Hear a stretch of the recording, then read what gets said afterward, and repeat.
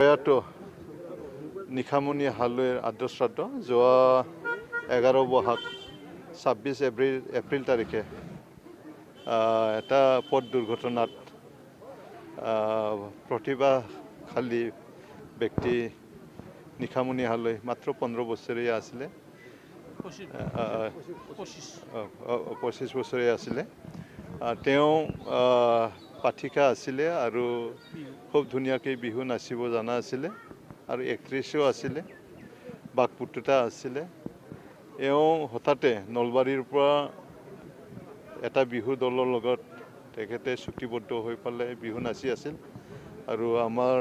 শুক্লেশ্বৰফাং অঞ্চলৰে বঙালীপাৰাত সেইদিনা বিহু আছিলে তাত অংশগ্ৰহণ কৰিবৰ কাৰণে তেখেতসকলে নলবাৰীৰ পৰা আহি থকা সময়ত হঠাৎ তামোলপুৰ জিলা নোয়াঘাটত এক্সিডেণ্ট হয় এক্সিডেণ্টত তেখেতে মৃত্যু হৈছে আৰু তেখেতৰ আজি আদ্যশ্ৰাদ্ধ এই আদ্যশ্ৰাদ্ধত আহি মৃতকৰ পৰিয়ালৰ লগত একেলগে থাকিছোঁ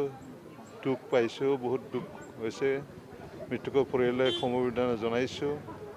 তেখেত আমাৰ মাজৰ পৰা হেৰাই গ'ল তেখেত খুব কম বয়সতে ঢুকাই গৈছে বহুত প্ৰতিভাশালী আছিলে তেখেতে আমাৰ অঞ্চলৰ নাম মানে উজ্বলাই আছিলে এই ধৰণৰ কথা গতিকে আজি তেখেতৰ নামত ইয়াত সৰ্বধৰ্ম প্ৰাৰ্থনা হ'ল ইতিমধ্যে হৈ আছে শ্ৰদ্ধাঞ্জলি অনুষ্ঠান হৈ আছে আৰু আমিও চেষ্টা কৰিছোঁ তেখেতৰ নামটো যাতে সদায় স্মৰণীয় কৰি ৰাখিব পাৰে জীয়াই ৰাখিব পাৰে সেই উদ্দেশ্যৰে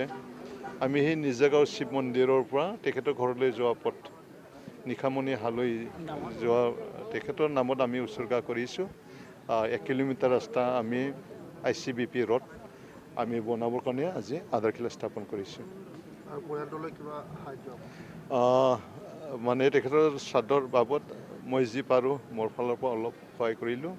আৰু মাননীয় হাগ্ৰামা মহিলাৰী ডাঙৰীয়া তেখেতৰ পৰিয়ালক 2 লাখ টকাকৈ